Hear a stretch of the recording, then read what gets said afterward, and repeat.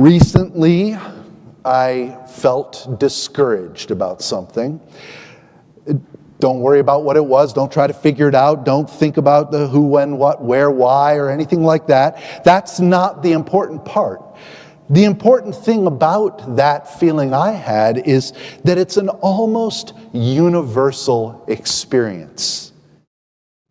We all have it. We all encounter it. We all come across people who let us down, disappointments. We all find ourselves in situations that go differently, sometimes radically differently than we anticipate. We make plans, prepare, map out a path on where we think things are going to go, and then something happens. Goes sideways. Maybe somebody does something we didn't expect. And that feeling, that thing that we start to carry with us, that discouragement can be really hard to shake. And so then it begs the question for us, what next? What do we do with that? Where do we take it? And although it sounds like a personal experience, because I said I felt that, or maybe you've gone to one of your own experiences, it really can be systemic. Because when we as a people start thinking about the big issues, climate change, it can feel so overwhelming. Desertification, deforestation, coral reefs bleaching, all these things. We look at it, read about it, and just feel like, well, what can I do? Reading the news is no better.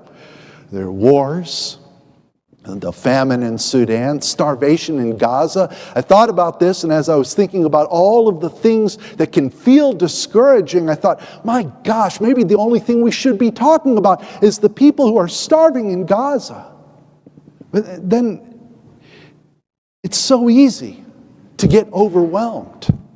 We might feel like we can't do anything, or whatever we do just has no impact. Or what we do ends up going or being received in a way we never intended. This discouragement stands in such incredible contrast to what we just sang. I know I'm biased, but props to you. That was great. Way to let it ring out there. Because we take that feeling, that emotion, and then we come here to this place and we sing, we've got to hold on to you, Jesus. He's the source of everlasting life. His is the cup of salvation. And holding on to Jesus means looking ahead. It means trusting God and knowing that whatever that is, whatever that thing that happened is, it isn't the end. Disappointments can be tough, but they're not the final chapter. Our reading opens, you have not come to something that can be touched. This reading picks up that symphony of praise from Hebrews 11, and it begins a summation of the entire book. Hebrews is one of the most impressive books of the New Testament. I really appreciate your reading, Bailey. That was fantastic. And that was not an easy passage. Because Hebrew is not just dense in English. It's written in fairly advanced Koine Greek. We don't see it in first semester seminary Greek. We're in much more easier places in the New Testament. But Hebrews was crafted carefully, deliberately, and the author writes in a rhetorical style that really is the pinnacle of first century literature. The entire book includes unforgettable insights that have shaped our entire faith. And we don't always know that because it's the people who spend time with the book, pull out the meaning, and then start to share in hymns and prayers and sermons, and that over the centuries it begins to shape how we understand God. And our reading can be a direct response to the discouragements, disappointments, disillusion, and anything else we find in life that grinds us down. No matter who you are, what you've brought with you today, where you came from, what you have, no matter what, Life can get you down. Students, just wait until 3/4 of the way through the semester. And that's why we're trying to get Megan nice and energized now so that she's going to be available when you're calling and texting her and saying, yeah, I've got a paper due and I don't know what to do. I haven't done anything all semester and it's due tomorrow. And she's going to remind you to breathe first. Breathe. And remember, no matter what happens with that paper, the sun will come up tomorrow and God still loves you. We still love you. It's all going to be okay. I say that to students, but everyone else in the room can listen into that too. Hebrews 12 contrasts the old, the way things were, the things that can bog us down with the new life in Christ, symbolized in our reading by Mount Zion. The old is symbolized by Mount Sinai, where things were, how they used to be. And that's an incredible temptation for people like us. Look around. We have all of the symbols of history, a rich history, a wonderful and vibrant history, a history we're going to celebrate in just about a month. Or 2 months, we're going to be celebrating 125 years of being this family of faith.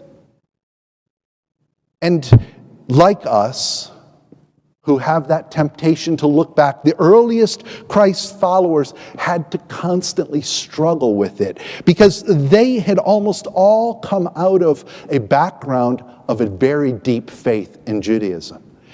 They were faithful adherents to their traditions, and so it would be really easy for them to get stuck in the old, the way things were, by looking back. Last week, I referred to the lens Jesus provided for looking at new life in Him. Love God and love your neighbor. Instead of getting caught up in the past, He points to the future. He invites His followers, He invites us to put our energy in living out lives that reflect that love of God and our neighbors. And this is a bigger challenge than might be first apparent. It's also how Augustine could say, love and do what you want. He didn't say do whatever you want. He didn't just say go your own way, quoting Fleetwood Mac. He said love. In essence, if you're first loving God, if you're first loving your neighbor, if you're first living that out, putting it in your heart and making it who you are, then that second part, do what you want, ends up being a reflection of what Christ wants. Do what you will means do Christ's will because we've already started with loving Him. This is the new, which is symbolized in our reading in referenced as Mount Zion.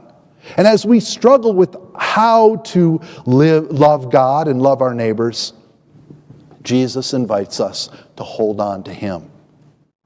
Not the old ways, not ourselves, not our resources, not our friends, not even the pew next to you. Jesus invites us to hold on to Him. Even though some of the early Christ followers faced a tension with the old ways in Judaism, symbolized in our reading by Mount Sinai, and the new way of Jesus, Mount Zion, He said He didn't come to abolish the law, but to fulfill it.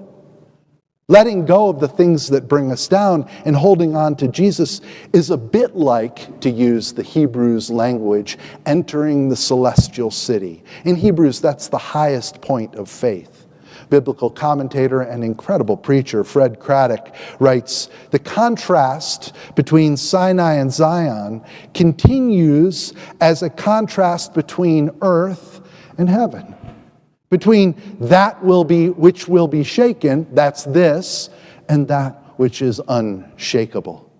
Craddock wants to ensure, though, that we don't place a value judgment on the past, that we don't place a value judgment on Mount Sinai, that we don't look at that as something that Mount Zion abrogates or takes away, because both had God as their source.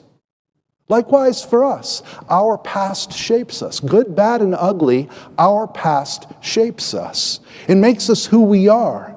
So when we look around and we see the symbols of a place like this, these are reminders of the richness of the saints who went before us, as outlined in Hebrews 11. It points to all of those who went before us to pave the way.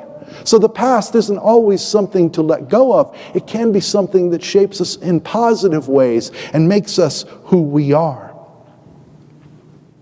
Even though we don't live in the past, we recognize it. And when it was good and helps, we celebrate it. In a similar vein, the things that brought us down yesterday don't need to keep us down today. They remind us of the good God does. They can help us see how far we've come, and they strengthen our faith.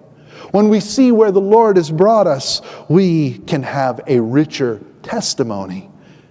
No matter where we stand, whether we stand on shakeable ground or unshakable ground, we hold on to the Lord. Now, holding on to Jesus doesn't automatically take away our problems. They're still going to happen. We're still going to get to that point in the semester when we think we know what hopelessness looks like. But we can get through it. We can get through it when we look ahead to the future and we know that He's got us. And we don't go through what we're going through alone. We go through it together. Because if you look around, this is a family of faith. God's got us and we have each other. And that sometimes can lead to some confusion. How do we do that? How do we lift one another up? What do we do? What do we say? There's a parable that will probably be very familiar in some form or fashion to all of you. It's the parable of the drowning person. And I'm going to tell it, and you can tell me afterwards how you heard it differently before. But there was a person who was in their home, and a hurricane was coming, and the sheriff's deputy came by and said, "Hey, we're evacuating everybody, get off. Everybody needs to go." And this person of deep faith said, "No, I'm not going to evacuate. God will provide." Well, the storm surge arrived and the waves were going by, but a Coast Guard rescue vessel came by, and from the boat they called to the house, come on, get in the boat. We're here to rescue you." "No, I'm going to stay," they said. "God will provide." Well, the storm surge continued and reached the house. This person of faith had to climb up on the roof, and a Coast Guard helicopter braved the storm and came through, and through a loudspeaker they said, "We're here to rescue you." And the person shouted, "No, I'm good. God will provide." And as expected, this person drowned. Obviously, predictably, this person drowned. And upon reaching heaven in the parable of the drowning person, this person asked, "Why didn't you save me?" And God said, "I sent you the sheriff's deputy, I sent you a boat, I sent you a helicopter. What more did you want?"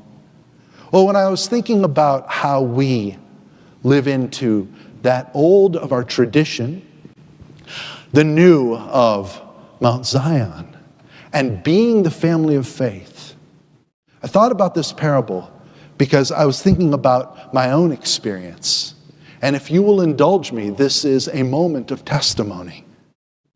Whenever I'm down, all I have to do is open my eyes. Matthew 7:7 tells us, "Seek and ye shall find." And if we open our eyes and we look around, we can see God present, active, and moving in all times and in all spaces every single day of our lives. And so God sent me this past week a text from you, a call from you, an encouraging conversation from you, an email from you. See, again and again, all I had to do was open my eyes and see the hand of the divine moving and working in this family of faith, encouraging me, standing with me, and telling me that I'm not alone. And then all I had to do was remember that we are, in fact, an Easter people. The same God who raised Jesus from the dead on the third day raises us up from the depths of our despair and walks with us through the darkness. God's there.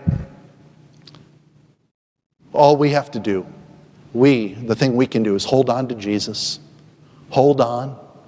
Keep holding on. And there's God doing the rest, providing the people of God who are the hands and feet of Christ in this world. You are God's hands and feet. So no matter what you face, no matter what you encounter, no matter how discouraging, disappointing, no matter what, there's a family who is here with you, walking through it. And there's a God who is always moving and present and working in our midst. You are God's hands and feet to one another, lifting each other up from whatever life brings. Amen.